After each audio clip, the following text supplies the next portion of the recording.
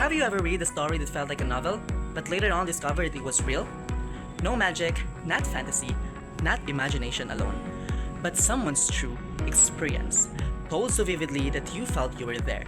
That is creative nonfiction. Imagine this. Early in the morning, a student sits by the window watching rain slide slowly down the glass.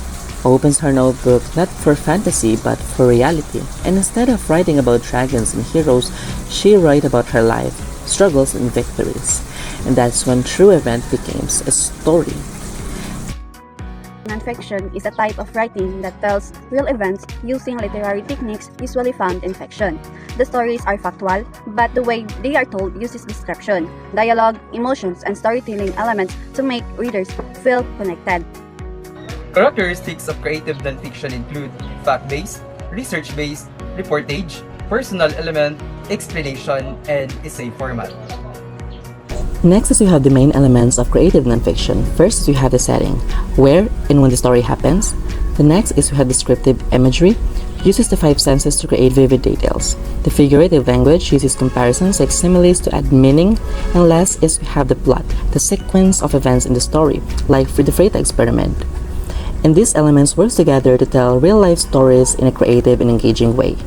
Every great story follows a rhythm, and one of the most classic patterns is Freytag structure. We begin with the exposition, the introduction where the setting, characters, and backgrounds are revealed.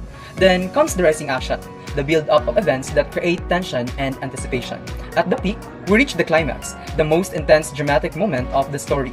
After that, the falling action slows things down, showing the consequences of the climax. Finally, we arrive at the resolution, the ending that ties everything together. But Freytag's structure isn't just about events. It also considers the scope, the focus, and boundaries of the story. The sequence, whether events unfold chronologically or in a nonlinear way. The pacing, the speed of narration, and of course, the characters, the people, or sometimes even things that drive the narrative forward. Talking about characters, we also have character types. First, we have the round characters, detailed and well-developed, just like Nemo. Flat characters, simple and not fully developed, just like Dory. And dynamic characters undergo significant change, and static characters remain unchanged throughout the end of the movie. There are 7 types of creative nonfiction. First is personal essay, second is memoir, third is literary journalism essay, fourth is autobiography, fifth is travel writing, sixth is food writing, and last is the profiles. So next time you write about your own experience, ask yourself, what if your real story could inspire someone else? Because sometimes, the most powerful stories are not imagined, they are lived. That is the beauty of the creative nonfiction.